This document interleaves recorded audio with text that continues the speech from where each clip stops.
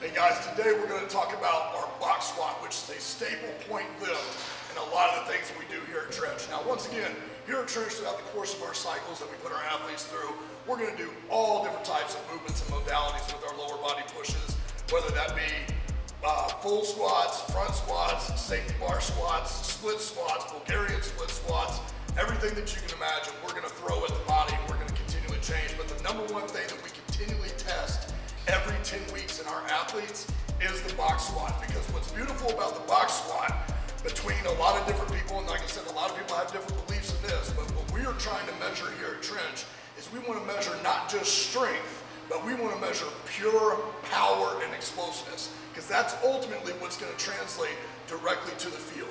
We don't want to just build big, strong muscles. We want to build muscles that can fire quickly, can react fast, and ultimately can deliver consistent, violent impact when we're coming off the line, or when we're coming out of our sprint, or when we're coming out of a break, right? So the box squat is probably the most crucial type of squat for any type of major athlete in any high impact or really explosive sport, period, right? So the idea about the box squat is it's not just about lifting the weight, it's about moving the weight. But once again, that starts from our foundational piece we talked about in our 5-pillar protocol. Remember, our first pillar, right, is structure, mobility, and stability. So before the movement even starts, the most important thing that we have to check in with is activation and posture, right? Once I've got that barbell on my back, I've got to make sure that once again I'm pulling my body into alignment, shoulder blades back, hips cocked, anchor that feet into the floor. A lot of times, don't concentrate so much about the weight that would be on your back. Like we said before, way too many people when they're lifting weights think about the weight, right? That's not what we want. We've got to have an internal focus. Don't think about the weight, that's an external focus. Think about what's going on inside the body. I'm bracing my core, pushing that air out against my rib cage, breathing into my diaphragm. I want to literally anchor my feet into the ground. We always tell our athletes, imagine like somebody came by and just bolted all 4 corners of your foot into the floor, right? You gotta expand that chest, lock in that rib cage, big breath in, control the negative, at about a 3-2-1 tempo. That's gonna be our power tempo, controlling 3, 2, 1, sit, hold, and then explode up, right? Once again, as I'm pushing through the quads, I'm simultaneously bringing my hips to activate my glutes and hamstrings. The best part about the box squat, or really any type of squat in general, is it is the establishment for power movement patterns, right? Once again, a lot of people are like, well, why do I squat? Oh, so I can get bigger and stronger legs. Think about the position of a box squat, right? I load my hips and I extend my hips. The same type of movement you would do if I was going to do a jump, if I was going to do a broad jump, if I was going to make a tackle, if I'm going to make a block, if I'm going to fire out of the line, and still a loaded hip to a hip extension is the first movement you're going to have when you come out of your 40, or when you fire off the line, or when you create impact. So at the end of the day, the better we get at our box squat and the more control and power we produce in it, the faster you're going to run, the higher you're going to jump, the further you're going to jump, the quicker you're going to be able to break down and react, right? And the fun part, the harder you're going to be able to hit. All right, guys, so here we are in the squat rack, right? We're about to show you guys exactly how we want to execute that box squat we just talked about before, right? The most important thing is making sure before we even establish the lift, right, that number one, the rack itself is set up the proper way.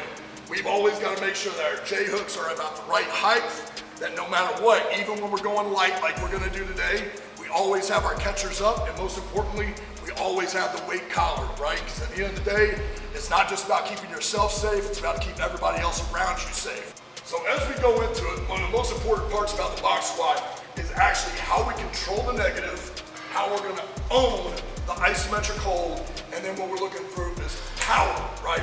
Through the concentric motion, right? So control the eccentric motion, hold the isometric hold, build up all that tension, and then explode through it. The best analogy I like to give all my athletes is literally your muscle fibers are always doing one of two things. They're always expanding or contracting. And as we're going down, we're expanding and we're contracting those muscle fibers. And as they continue to expand, we want to build up as much tension in those muscle fibers as possible. And then we want those muscle fibers to be able to fire abruptly and explosively. This is the type of lifting that is actually gonna translate to making you faster, making you more explosive, and making you more powerful on the field. So at the end of the day, we're gonna work at a 3-2-1 tempo for this set. It's gonna be 3 seconds on the way down, 2-second isometric hold, trigger, and then explode up, right? This is gonna be all driven through breath control. So as I go into it, I'm gonna expand, big breath in, almost like I'm going underneath the water. I'm gonna hold my breath at the bottom, and then as I push, I'm gonna exhale. I'm gonna exhale abruptly on the way up. So it should be, fill up the diaphragm, push that pressure out against the rib cage, right? Expand the stomach. If you're wearing a weight belt, you almost want to push as much pressure into the weight belt as you can, right? Control, explode up, right? So what we want to do here, right? The most important part is how are we going to sit on the box? This is a box or a bench or whatever you're using that is there to show you where to go down to and where to own the hold. It's not a lazy boy. It's not a recliner that we flop down into and we're about to watch Netflix, right? What we do is we go down, we let that butt sit on the box, but we still have to be driving force into the ground through our feet. I always tell my athletes at the end of the day, you should go down, you should sit on the box, but driving so much force in the ground that if I were to come up behind you and rip the box out from underneath you, you wouldn't fall down, right? So we are not taking a load off on the box.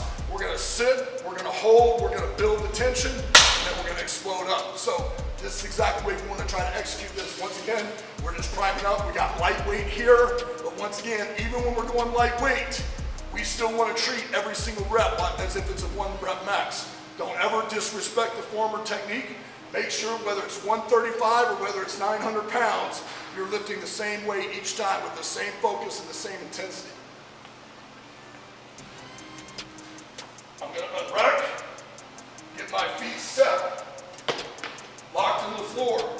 Good athletic position, nice soft knee bend. Drive my knees forward and out, so I'm actually getting that stretch through the ankles.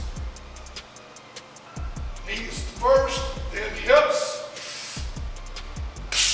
Explode up. Once again, control on the way down. Big breath in. Hold that breath. Explode up. Knees forward, hips down. Hold. Right. There we go. Right. At the end of the day, when we're training here, no matter what lift we're doing, we don't want to just make our athletes stronger in the weight room. We want to make them faster, right? The goal isn't just to come in here and lift weight. We want to come in here and move weight, right?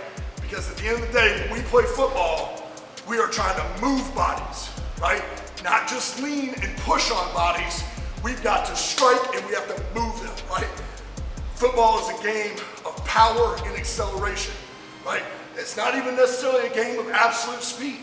It's a game of closing distance, right? It's a game of short burst energy, and it's a game of impact, right? This is what teaches you how to become that kind of athlete, which is why this is the core squat in all of our programs, and this is the squat that we actually test for our major compound lifts. Again, that doesn't mean we don't full squat. That doesn't mean we don't split squat. We do a ton of front-loaded squats here. Front squats, front box squats, front split squats, front Bulgarian split squats. You name it, we do it here. But at the end of the day, this is always a core foundational piece to every cycle we have when it comes to the squat, because what we're trying to do, again, is we want to produce power, not just strength, right? Because I can tell you, somebody can come in here and they can work out with one of our 8-week cycles, and I can take a 1/10 and a half off your 40 without ever even going to the field, just by teaching you how to do this properly.